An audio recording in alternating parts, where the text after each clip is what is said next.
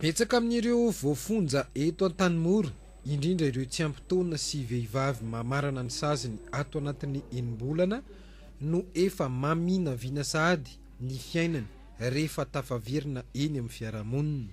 Anao asa tena avokoa ny akamaroan'izy ireo. Anisan'izany ity renim-pianakaviana iray ity. Enim-bolana izy sisa no mijanona ato rehefa voaheloka herintaona tranomaizina. Zaho ohatra amin'izay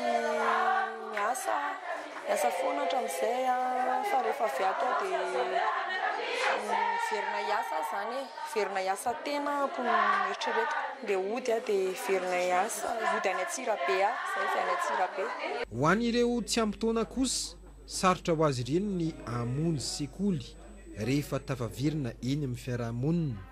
Izay no antony hitarihana ny lalany mandritra ny fitaizana azy ato irona any amin'ny fanofanana arak'asa. Ataoko rehefa mieritreretiko rehefa mivoaka dia hanao mekanisien satria izahay efa nanao tany ivelany tany dia tiako ampiana zany le fahaiza. Anampy amin'ny fanatanterana ny nofinofiny ireto voafonja ireto ny hanofanana azy ireo atomboka amin'ny fiofanana fahaiza mitantana.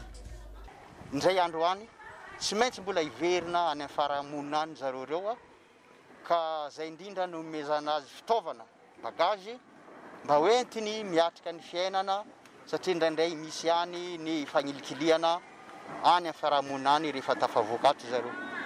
Natao hoe betsaka ny ampelantanana ka tsy mahay mitantana dia mitovy ihany, ary anisan'ny fototra ny fahaiza mitantana ary eo koa ny hamantarany tsirairay avy ny izay mety ho sehatra asa tena manandrify azy ka tena zava-dehibe sy fototra iaingana mihitsy ny fofanana. Fiaraha-miasa teo amin'ny ministeran'ny fampianarana teknika sy ny ministeran'ny fitsarana no nahafahana nanao ity tetikasa ity ho fampiarana ny politika ny fanofanana arak'asa, ho fampitomboana isa ireo olona mahavita fiofanana, mamorona asa mahavelo tena.